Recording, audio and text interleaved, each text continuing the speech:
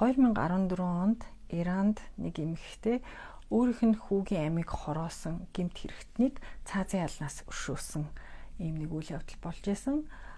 Үүнээс 7 жилийн өмнө буюу 2007 онд гудамжны зодоонд 17 настай нэг хүүг яг үе тэнгийнхэн чацуу залуу хутгаар амь насын ийм хүнөөсөн хэрэг гарсан байсан. За энэ 7 жилийн хугацаанд энэ цаазын ялыг хохирогчийн аав ээжийн саналаар нэлээд олон удаа ингээ хойшлуулсан байсан. Энэ удаагийнх бол яалтчгүй эцсийн хугацаа заавал гүйцэтгэх ёстой ийм ял байлаа.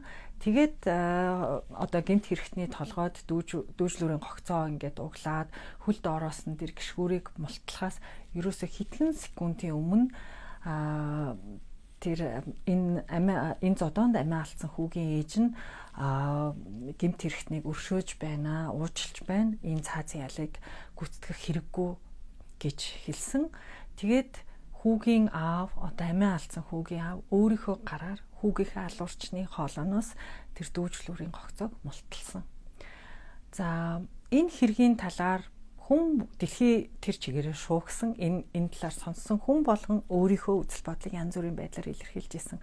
Би ч гэсэн энэ талаар хүмүүсийн янз бүрийн дүгнэлтүүдийг сонсч исэн. Тэгээд зарим нь болохоор энэ ээж болвол агуу их үйлийг хийж байна. Магадгүй дараа төрөлдөө хүүн эргээд энэ залуугийн амийг авах. Дараа нь тэрнийхээ хариуг дахин төлөх. Энэ эц төгсөлгүй тойргоос хүүгээ гаргаж байна. Асар их буян хийж байна гэж хэлэх хүнтэй би таарч байсан. Зарим нь энэ лалын ертөнцийн нэг ээлжид шоу байгаамаа. Энэ зүгээр л юм болж байгаа. Хизээч юм байхгүй. Амиг амиар хорыг хороор гэдэг зарчмал энэ хороод үйлчлдэг гэж ярих хүнтэй ч гэсэн би таарч байсан. Тэгэхээр энэ өгж байгаа дүгнэлтээс болоод үйл явдал өөрчлөгдөхгүй л дээ. Харин энэ үйл явдал бол бидний илрүүлэгч, бидний дотоод ертөнцийн тодруулагч юм байна. Тэгэхээр альва үйл явдалд хүмүүст бидний өгж байгаа дүгнэлт тэр үйл явдлыг харж байгаа харц бол бидний хинбэ гэдгийг л хэлж өгч байгаа. Бидний бодож байгаа бодол, хэлж байгаа үг, хийж байгаа үйлдэл, бусдад өгж байгаа нэр хоч, оноо, үн, дүгнэлт болгон эргээд би хинбэ, бид нар хинбэ гэдгийг л гаргаж өгж байгаа зүйл. За би сайн санахгүй байна. Одоо жоохон бодолчээж магадгүй унших хүчиг гэж сурах хүчиг байсан. Тэгэхээр зэрэг энэ бол нэг 2-3 дугаар ангийн үед тохиолдсон явдал юм шиг байгаа. Тэгэхээр нэг ямааны тухай онцгой үлгэр байдаг байсан. Одоо үлгэр сорилч гэж хэлэх юм уу те. Ямааны чих тус бүрдэн, хамарных нь нөхөнд нь, аманд нь, нүднийх нь ухаргаанд, хүзүүнд нь, нуруунд нь, сүүлэнд нь гэд янз бүрийн хүмүүс амьдардаг байжээ. Гэт тэр хүмүүсийг ингээд тодорхойлсон. Тэгээд тэр хүмүүсийн хийсэн үйлдэлүүдийг бичээд за чи алийн зөв гэж бодож байна, алийн хамгийн буруу гэж бодож байна. Одоо би хамгийн зөв, хамгийн бурууг ингээд сонгох хэрэгтэй байгаа байхгүй юу? Тэгээд хариу нь намайг миний дүгнэлт болно. Миний яг хинбэ гэдгийг дүгнэлт болох байхгүй юу?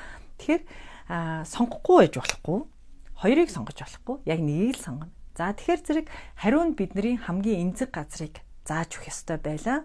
Одоо юу гэдгийг чи их тэнэг юм байна, муухар юм байна, зөрүүд юм байна, муу санаатай юм байна, ховч юм байна, шуналтай юм байна гэдэг ч юм уу.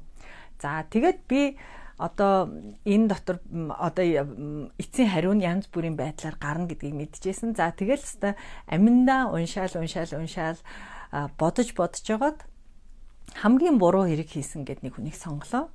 За тэгээд хариу нь харамч гэж гарч ирсэн.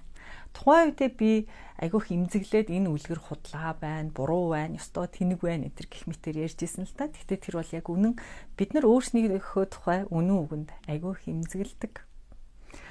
Бодит байдалтай бид нар айгүйх дургуутдаг.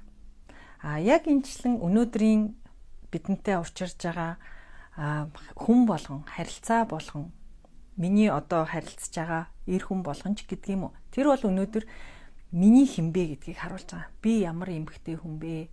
Би ямар хүн бэ гэдгийг харуулж байгаа. Бид нар хинбэ? Бид одоо ямар үнцэнтэй вэ гэдгийг л харуулж байгаа байхгүй юу? Тэгэхээр энд бид нар дургуутсах биш.